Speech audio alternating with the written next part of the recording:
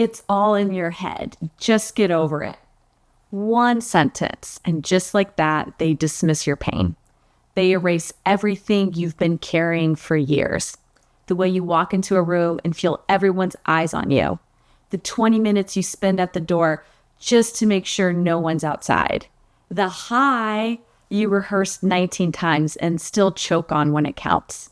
The way you stare out the window, not because you don't want friends, but because being alone feels safer than being seen. I'm Jordan Travers. I'm a clinical psychotherapist, and today we're going to talk about social anxiety, why it's not just in your head, and decades of research proves it. In a recent global study across 7 countries, researchers surveyed over 6,800 young adults. More than 1 in 3 met the threshold for social anxiety disorder. That's not an I get nervous at parties. That's clinical anxiety disrupting their work, their friendships, and their lives. And here's what struck me. Nearly 1 in 5 had no idea they had it. They were living with intense anxiety, avoiding eye contact, dodging conversations, skipping opportunities, but they didn't even call it anxiety. They just thought, I'm not a people person. I'm awkward. I overthink too much. So when you spend 10 minutes rehearsing a high and still don't say it, or when you freeze in a Zoom call, knowing the answer but saying nothing, that's not just who you are. That's social anxiety. And it's a lot more common than you think. In fact, the numbers get sharper when you look at age. The highest risk group, 18 to 24-year-olds. At the very time you're expected to network, date, pitch, post, is when your brain starts shouting, don't say that, stop being weird, everyone's watching you. It's like everything you say feels stupid. Everything you do feels wrong. And suddenly you're questioning every move, every thought, and your brain is crashing. One study found that nearly 40% of young adults in that age group met criteria for social anxiety.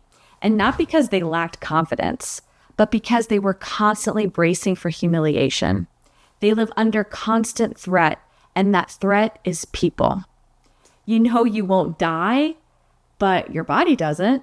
You sweat, you shake, you can't think. Your brain feels like it's giving up on you.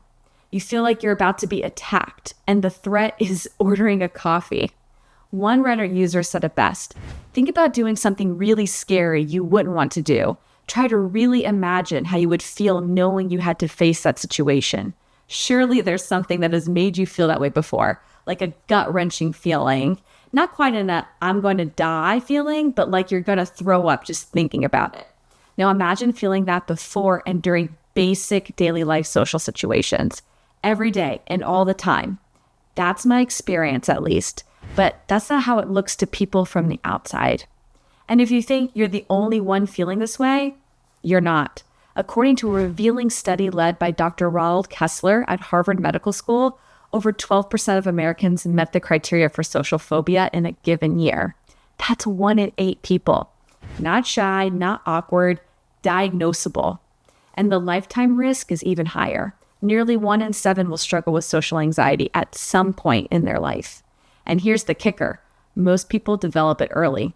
Social phobia and separation anxiety disorders tend to begin in childhood and adolescence, long before most people ever realize what it is they're dealing with, which means that by the time you're 18, you've already been living in survival mode for years. That's how real social anxiety is, not just in your head. So what can you do about it? For many people, it starts with a mindset shift. Not a miracle, not a breakthrough, just one quiet realization at a time. Like the moment you realize nobody's thinking about me as much as I think they are.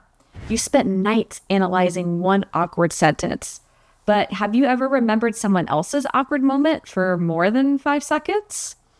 Or this one, I can't read minds, so I need to stop assuming the worst. Half the anxiety comes from projecting our fears onto others, thinking we know that they're judging us. Another shift, it's okay to be awkward. Some of the most beloved people in your life stumble over words, make bad jokes, overshare, and you love them for it. What if you could give that same grace to yourself? And here's one more. You don't have to fix everything today. Just take one step. Smile at a barista, send a message, join the meeting. Even if your voice shakes, that one moment is enough for now. Because the truth is, while these shifts help, social anxiety often needs more than self-reflection. It's a pattern wired deep into the brain. But it's also one of the most treatable anxiety disorders that we know.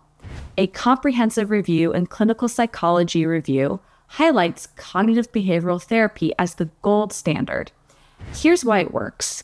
Exposure therapy, where you gradually face the situations you fear on your terms. Cognitive restructuring, where you learn to spot and challenge the thoughts that make you feel defective or unsafe.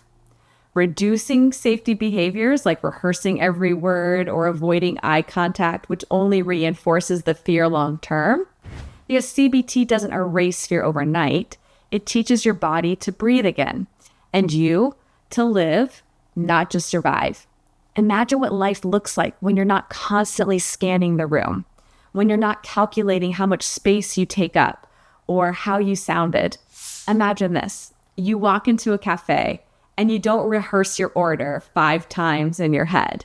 You smile at the person next to you, not because you should, but because you want to. You speak without a script.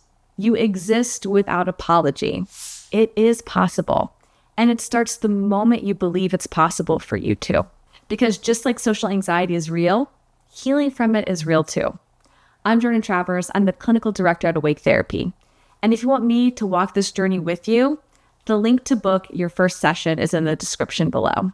And if you're not ready just yet, that's okay too. Start by watching this video on how to stop overthinking. It might be the first step you didn't know you need. And I'll see you next time. Bye.